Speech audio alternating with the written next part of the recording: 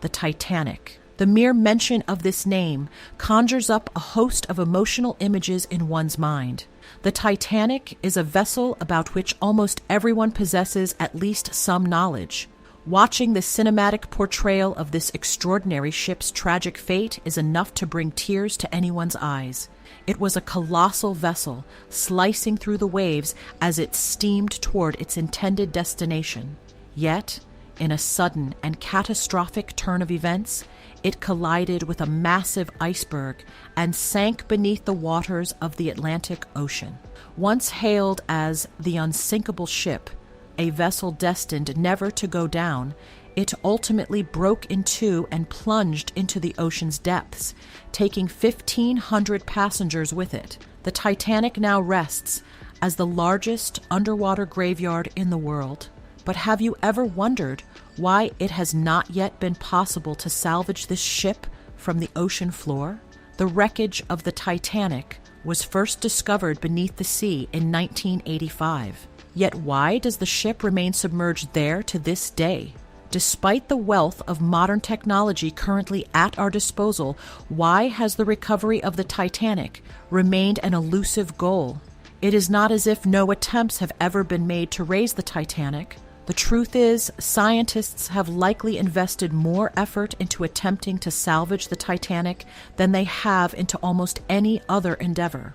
Ocean experts and marine engineers, who have dedicated their entire lives to the pursuit of recovering this legendary vessel, understand its true significance 1,000 times better than the general public ever could.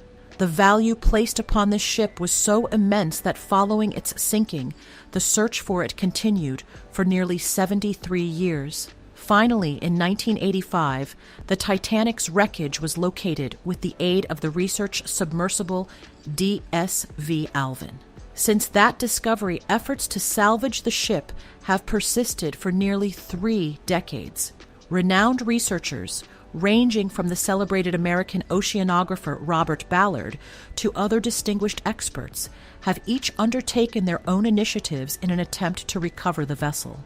Yet none have succeeded in raising the ship itself. However, it has been possible to recover various artifacts and precious treasures associated with the vessel, items that now grace the halls of American museums, enhancing their splendor.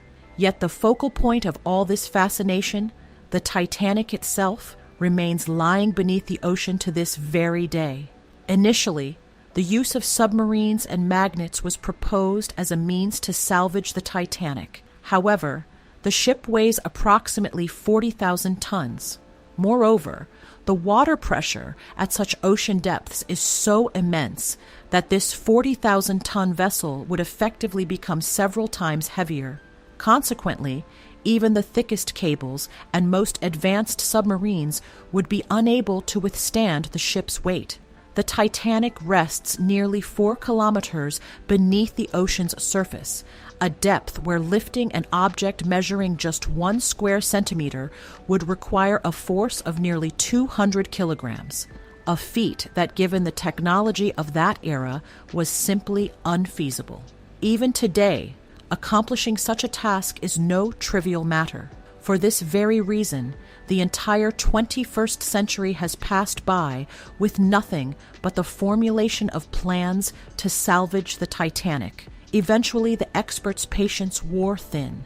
They began devising bizarre schemes, plans that could never, under any circumstances, be realized. Anyone hearing these fanciful, childlike proposals would find it impossible to stifle their laughter. Some experts suggested that ping-pong balls should be utilized to salvage the Titanic. Yes, you heard that right. I am referring to those lightweight, diminutive ping-pong balls. According to their theory, filling the interior of the Titanic with ping-pong balls would make it easier to lift the vessel to the surface. However, these advisors failed to consider that the immense water pressure would cause the balls to implode long before they could even reach the shipwreck. Other experts proposed that the Titanic could be salvaged with the aid of balloons. This particular concept was perhaps the most outlandish and ludicrous of them all. According to the experts' plan, massive balloons filled with helium gas would be tethered to the Titanic. The balloons would then, of their own accord, lift the ship from the ocean floor toward the surface. In essence, they intended to employ these balloons in the manner of hot air balloons. Yet, upon hearing this suggestion, anyone would be inclined to suspect that the researchers had perhaps consumed some cheap intoxicant and were merely spouting nonsense. Offering speculative advice is a remarkably simple task. However, when confronted with the harsh realities of the physical world, one inevitably encounters a myriad of insurmountable obstacles. Not a single one of these advisors had stopped to consider how they would manage to inflate balloons with helium gas at a depth of 4 kilometers beneath the ocean's surface. None of them possessed an answer to that fundamental question. Consequently, their elaborate plans were washed away, lost forever in the currents of impossibility. Arthur Hickey, a contractor by profession, offered yet another such childlike suggestion. His advice seemed somewhat plausible, though in reality it was impossible. Keeping the concept of density in mind, Arthur suggested that if the entire ship were encased in ice, it would remain afloat on the water's surface.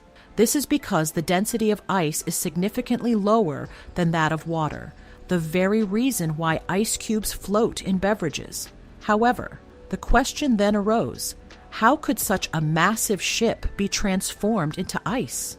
To bring this plan to fruition, the American scientist John Pierce offered an ingenious suggestion. According to Pierce, if we could convert the water surrounding the ship into ice, the vessel would naturally rise to the surface, allowing us to easily tow it back to shore.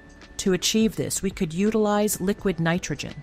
However, when a renowned British chemical company calculated the requirements for this task, they estimated that approximately 500,000 tons of liquid nitrogen would be needed. Only then would it be possible to freeze the area surrounding the Titanic. This quantity is so immense that first and foremost, simply procuring the liquid nitrogen poses a major challenge. Furthermore, even if this massive quantity were successfully arranged, the even greater challenge would be transporting such a volume of nitrogen to a depth of 4 kilometers beneath the ocean surface. Such bizarre and often ludicrous suggestions continued to pour in. Yet, whenever the question of actual implementation arose, everyone fell silent. Nevertheless, scientists did not give up. They continued their efforts. Experts, not only from the United States but from numerous countries around the world, began offering proposals for salvaging the Titanic. One such suggestion came from the legendary Soviet shipbuilder Mikhail Ranitki. Mikhail was renowned as an exceptional submarine designer. Indeed, many of his submarines were deployed during the Second World War. For the Titanic's salvage, Mikhail devised a comprehensive plan, complete with detailed calculations. According to his scheme, the first step in recovering the Titanic would be to thoroughly clean the algae and debris that had accumulated on the ship's hull. This task would necessitate the use of powerful machinery. To execute this mission, pontoon boards would be required, which would then be secured to the Titanic using heavy-duty cables. As these boards exerted an upward pull, the Titanic would theoretically rise toward the surface, buoyed by the upward pressure of the water. However, a significant obstacle remained. The Titanic had lain submerged for a very long time. Consequently, its current weight had swelled to over 150,000 tons. Moreover, the water pressure at such depths is immense. As a result, it would be absolutely impossible to salvage the vessel using nothing more than pontoon boards and cables. To haul it upward, far more powerful machinery, along with submarines filled with buoyant gas, would be required, each playing a specific role at different stages of the operation. Mikhail's plan was arguably the most viable of all the proposals. Yet a new problem emerged the moment the issue of power supply was raised. Operating all this heavy machinery at such depths would naturally require electricity. But how could electricity be generated 4 kilometers beneath the ocean surface? After all, the Titanic rests at an extreme depth. Once this critical question was posed, everyone fell silent once again. According to rough estimates, this facility would require approximately 20 million kilowatt hours of electricity. This necessitates a massive power plant. However, constructing such a colossal plant at such extreme ocean depths is an impossibility. Consequently, after careful deliberation, the decision was made to construct a floating power plant instead. Yet, a critical challenge remained. How could power cables be successfully routed to such profound depths? The immense water pressure would inevitably cause them to rupture. Furthermore, bringing this project to fruition would entail astronomical financial costs. Moreover, the very act of positioning a floating power plant in the middle of the ocean is, in itself, a monumental and seemingly impossible task. While Mikhail advocated for the construction of a floating power plant, other experts proposed installing a nuclear power plant inside a submarine. However, whenever the feasibility of this project was subjected to rigorous calculation, it was immediately deemed unviable and subsequently shelved. The reasoning was simple.